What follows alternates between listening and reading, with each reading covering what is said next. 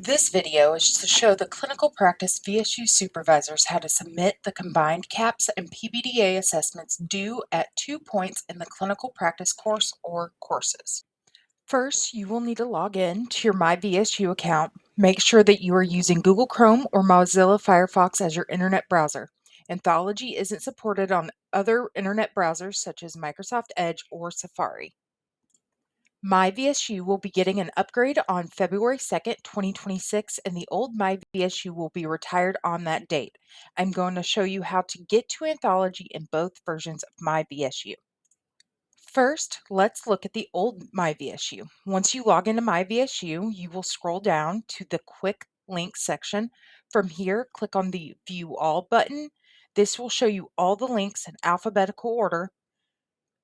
Scroll down and click on the selection titled Candidate Evaluations and Forms.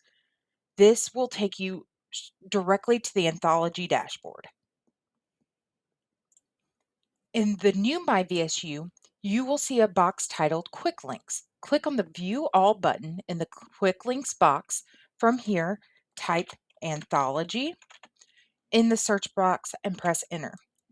You can click on the bold text titled Education Program Evaluations Anthology and can go directly to the Anthology dashboard. Additionally, if you want quicker access to Anthology in the future, you can click the checkbox next to Education Programs Evaluations Anthology and save it to your Quick Links box in your MyVSU, where you can click it directly to take you to the Anthology dashboard.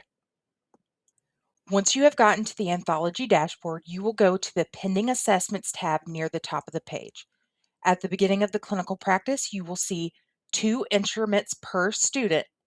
These will be titled Combined EPP Formative Intern CAPS / Candidate Assessment on Performance Standards, either known as CAPS for the supervisor.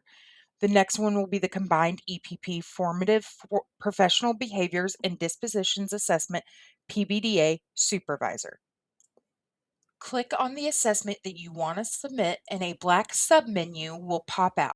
Click the Assess button. From here, you will click the scores that you deem appropriate for each standard. This will be a score that you will choose based on the scores the candidate gave themselves on their self-assessment CAPS and PBDA, combined with the score that the mentor gave the candidate on the CAPS and PBDA. As you are choosing the scores, feel free to add comments on each standard or in the overall comments section at the bottom of the assessment. You will also need to attach the documentation of the candidate's self-assessment as well as the mentor's assessment of the candidates to the overall comments section.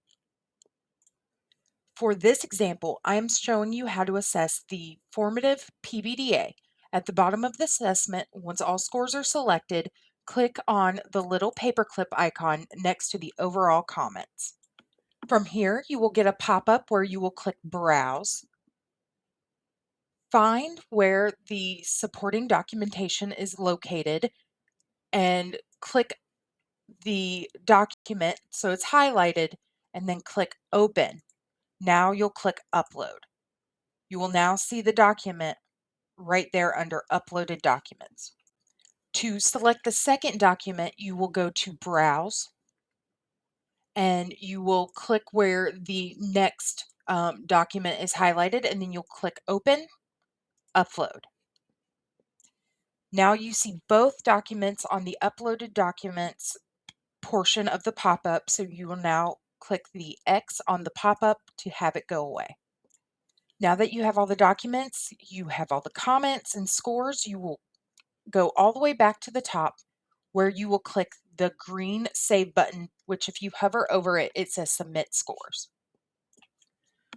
Once you click Save, the score will automatically go here, and you do not have to click Save again because it says Complete.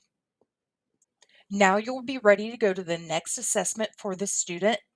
So you will go to Menu, Dashboard, and again, you'll go back to Pending Assessments. Now the PBDA is gone because you have assessed it. So you'll see the next assessment and any unassessed assessments for other students listed here. From the pending assessments, you can then continue on assessing all other unassessed assessments until everything is complete. If your program's clinical practice is only one course, you will have to do the combined summative CAPS and PBDA assessments in the later half of the semester. If your program's clinical practice course is more than one semester, the combined summative CAPS and PBDA assessments will need to be done in the second half of the last clinical practice course. Before the clinical practice starts, you will be notified of the time frame that the combined summative CAPS and PBDA assessments will be open for your program and when they will be due. When it is time for you to assess and submit the summative CAPS and PBDA assessments, you will follow the same instructions in this video. If you have any questions, contact me, Sam Powell, Anthology Support and Professional Education Services, either at sjpowell@valdosta.edu or to my office line 229-333-5977.